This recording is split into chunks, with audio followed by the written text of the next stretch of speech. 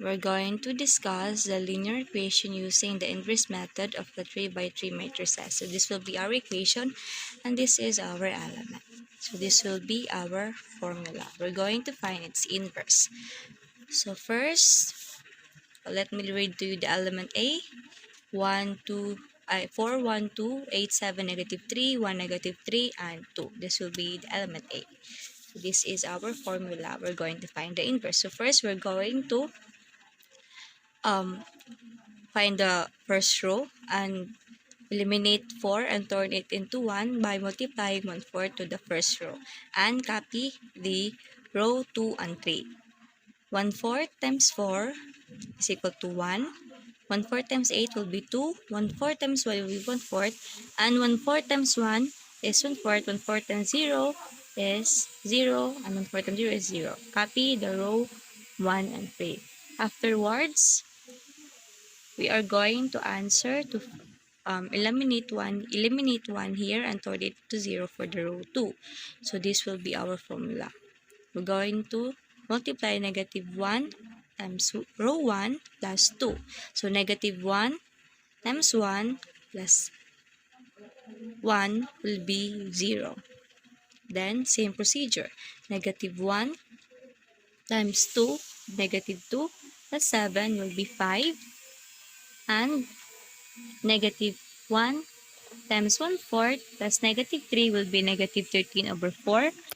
Negative 1 times 1/4 plus 0 will be negative 1/4. Negative 1 times 0 plus 1 will be 1. And negative 1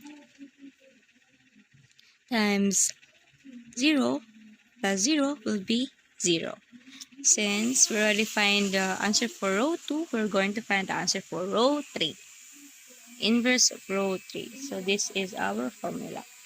Have to eliminate 2 and turn it into 0 by multiplying negative 2 times 1 plus row 3. So negative 2 plus 1 plus 2 will be 0. Negative 2 times 2 plus negative 3 will be negative 7. Negative 2 times 1/4 plus 2 will be 2/3. 3/2, sorry.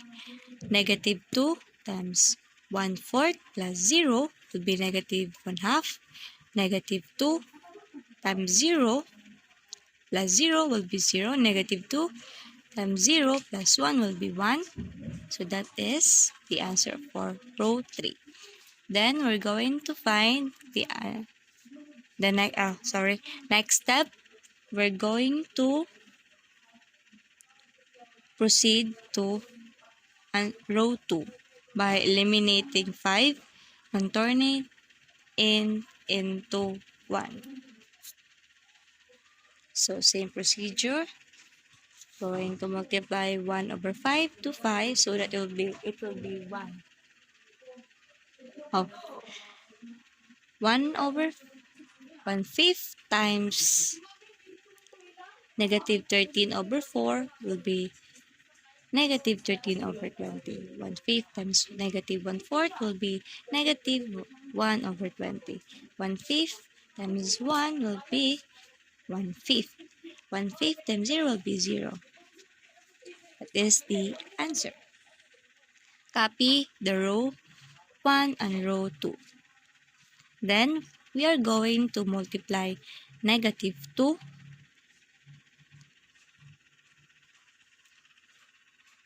we're going to multiply negative 2 here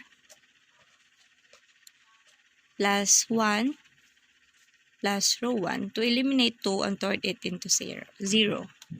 So negative 2 times 1 plus 2 will be 0.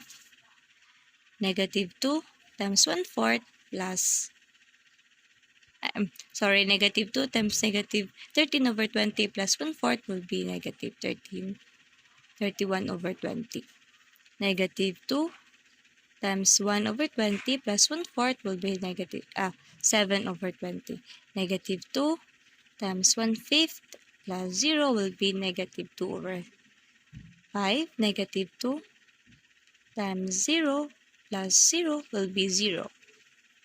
Then, copy the row 1 and row 2 here. Proceed to find the column and the row for 3. We are going to eliminate 7 and turn it into 0 by multiplying 7 to row 3. Multiplying 7 to row 2 and adding it to row 3 so that it will be 0. So that we can come up the value of the answer of the row 3 here. First, we're going to copy the answer for row 1 and row 2. Then we're going to start. So 7 times 1 plus negative 7 will be 0. 7 times negative 13 over 20 plus 3 over 2 will be negative 61 over 20. 7 times 1 over 20 plus 1 over 20 will be 17 over 20.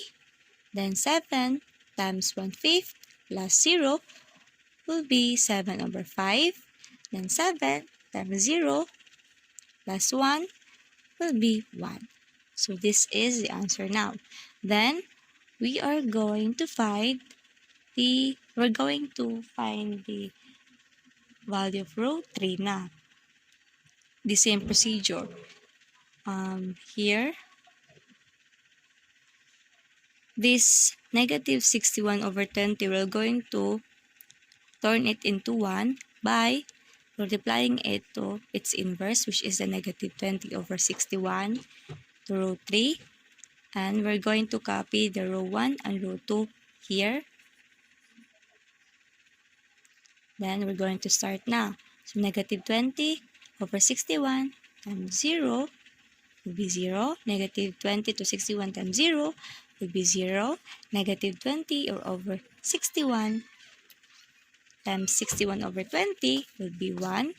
Negative 20 over 61 times negative 17 over 20 will be 17 over 61 positive. Negative 20 over 61 times 7 over 5 is equal to negative 28 over 61. Negative 20 over 61 times 1 will be negative 20 over 61. So this is our answer. But we're not going to stop that here. We're going to proceed by eliminating 31 over 20 and turn it into 0 by multiplying negative 31 over 20 times row 1 plus times row 3 plus row 1. So negative 31 times 1 plus row 1 will be 0. So negative 31 over 20 times 17 over 61 plus 7 over 20 will be 5 over 61. Then negative 31 over 20 times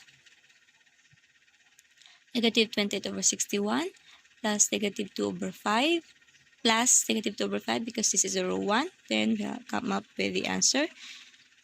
Negative 28 over 61. Then negative 20 times negative 31 over 20 plus 0 will be negative 20 over 61. So that is our answer. Then we're going to eliminate negative 13 over 20 and turn it into 0 by multiplying it to 13 over 20. This is positive, this is negative, and this will be the procedure. Again, I repeat, we're going to turn negative 13 over 20 into 0 by its procedure. So this is, we're going to multiply it into 13 over 20 times row 3, 1, plus row 2 to equate this into 0. So 13 over 20 times 1 plus negative 13 over 20 will be 0. Then 13 over 20 times 17 over 61 plus 1 over 20, negative 1 over 20 will be 18 all over 61. Then, 13 over 20 times negative 28 over 61 plus 1 over 1/5 is negative 16 over, negative 6 over 61, sorry. 13 over 20 times negative 20 over 61 plus 0 will be negative 13 over 61. Then, already get the answer for its inverse. To find the value of x, y, and z, we're going to multiply it to our answer here. So, we're going to start now. So we're going to use the multiplication matrix. So, negative 15 all over 61 times 2 plus 19 all over 61 times negative 14 plus 31 over 61 times 3 will be negative 3. 8 over 61 times 2 plus 6 over 61 times negative 14 plus 13 over 61 times 3 will be 1. 7 all over 61 minus negative 28 plus 61 times negative 14 minus 20 over 61 plus 3 will be 6. You might be wondering why negative here. It is because negative times positive will be negative. So this is the value of x, y, z. So negative 3, 1, 6. So I would like to apologize for my explanation because it's not that clear, but I did my very best, so please bear with me. So that is the answer for our linear equation using the inverse method of a 3 by 3 matrices. So thank you. So again, this